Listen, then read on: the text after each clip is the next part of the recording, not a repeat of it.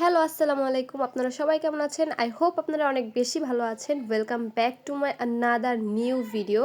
তো আজকে আমরা চলে এসেছি খুব সুন্দর একটা রেস্টুরেন্টে, আর এখানকার ফুল ডিটেলস আপনাদের সাথে শেয়ার করব। তো এসে এই ফার্স্টে আমরা খাবারটা অর্ডার করে নিলাম, আর এখন আমরা ওয়েট করছি কখন খাবার আসবে।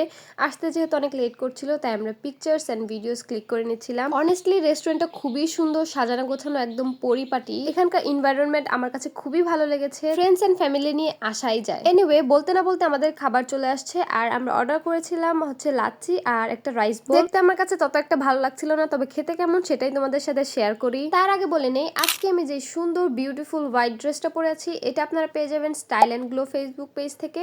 এছাড়াও আপনারা এখানে খুবই কম দামে মেয়েদের কসমেটিক্স সহ বিভিন্ন ধরনের সাজাগুজু আইটেম পেয়ে যাবেন। যারা যারা নিতে চান অবশ্যই তাদের সাথে যোগাযোগ করুন। নাও ব্যাক টু দ্য ভিডিও। তো রাইস বোলটা দেখে আমার কাছে ভালো লাগছিল, মানে ওপরে মাত্র 4 পিস চিকেন ছিল, আর প্রথমে রাইসটা আমি মুখে দিলাম, আর মুখে দিতেই আমার রিয়াকশনটা দেখে আশা করছি বুঝতে পারছেন, আমি একটু চিবানোর চেষ্টা করলাম, বাট এটা আমার গিলা সম্ভবই হলো না, এতটা বাজে। তারপর লাচ্ছিটা খেয়ে আমার মুখটা একটু ঠিক করলাম, লাচ্ছিটা আমার কাছে ভালো লেগেছে, কিন্তু রাইস বোলটা আসলে একদমই বাজে ছিল।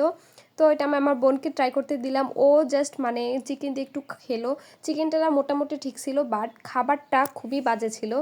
যাই হোক, তাদের ইন্টেরিয়রটা আমার কাছে খুবই ভালো লেগেছে এবং তাদের বিহেভিয়ারও খুব ভালো। তবে সব খাবার যে খারাপ তা কিন্তু নয়। আমি বলবো আপনার রাইস বোলটা ট্রাই করবেন না, সরি টু সে, এটা একদমই বাজে। এছাড়াও আপনার এখানে সি ফুড আইটেমও পেয়ে যাবেন। সো এই ছিল আজকের আমার এক্সপিরিয়েন্স। আশা করছি আপনাদের কাছে ভালো লেগেছে। যদি ভালো লেগে থাকে অবশ্যই আমার পেজটাকে ফলো করবেন অ্যান্ড আমার সাথেই থাকবেন। Thank you so much for watching. Bye by.